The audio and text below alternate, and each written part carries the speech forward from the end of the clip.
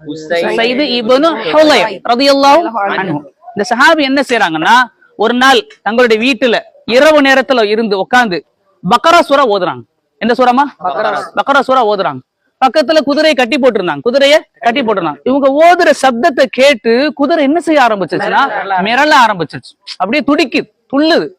உடனே உஸைத் ரலியல்லாஹு என்ன செஞ்சுட்டாங்க? ஓதுறத நிப்பாட்டிட்டாங்க.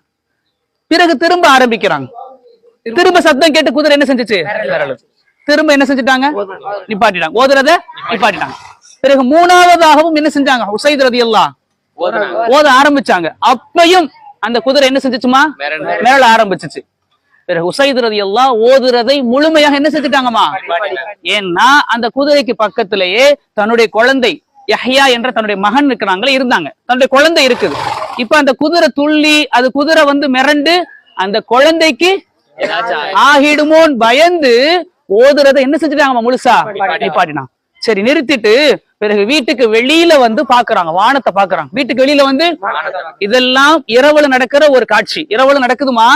பார்த்தா அந்த இருள்ல, அந்த இரவு நேரத்துல அவ்வளவு வெண்மையாக இருக்கு. ஆனா மேகமூட்டம் மாதிரி இருக்கு. இத பாத்துட்டாங்களா? மறுநாள் காலையில நபி ஸல்லல்லாஹு அலைஹி வஸல்லம் அவர்களிடத்துல நடந்த எல்லாத்தையும் சொல்றாங்க. யா ரசூலல்லாஹ், இப்படி நான் ஓதுனேன், மிரண்டுச்சு, திரும்ப நிறுத்திட்டேன், இப்படி சொல்லிட்டு சொன்ன பிறகு ரசூலுல்லாஹ் சொன்னாங்க, தோழரே நீங்க ஓதி இருக்கலாமே, ஏன் நிறுத்துனீங்க? நீங்க என்ன செஞ்சிருக்கலாமே? ஓதி இருக்கலாமே. இல்லையா ரசூலல்லாஹ், நான் ஓத அந்த குதிரை என்ன செய்ய ஆரம்பிச்சுச்சு? அப்ப குழந்தைக்கு அதனால பாதிப்பாகிரும், பயந்து நான் நிறுத்திட்டேன். பிறகு கேட்டாங்க நபி அவர்கள், சரி ஒரு காட்சியை பார்த்தேன்னு சொன்னீங்கல்ல, என்ன தெரியுமா? தெரியலையா ரசூலல்லாஹ், தெரியலையே, பார்த்தேன், ஆனா அவ்வளவுதான், அதுக்கப்புறம் மறைஞ்சிருச்சேன்னு சொன்னாங்க ஸல்லல்லாஹு அலைஹி வஸல்லம், மலக்குமார்கள். நீங்க பார்த்த காட்சி என்னமா? நீங்கள் ஓதுறத கேட்கறதுக்காக, நீங்கள் குர்ஆன் ஓதை கேட்கறதுக்காக வானிலிருந்து மலக்குமார்கள் உங்க பக்கத்துல வந்தாங்க. அல்லாஹ் அக்பர். புரிஞ்சாமா தங்கம்?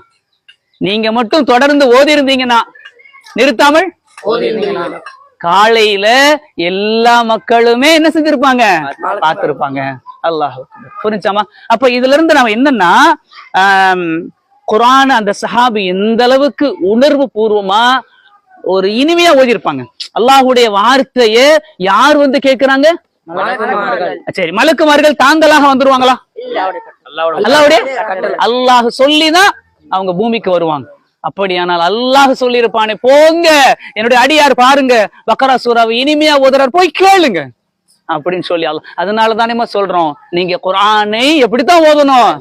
தஜ்வீதோட, தர்தீலோட, நிதானமா.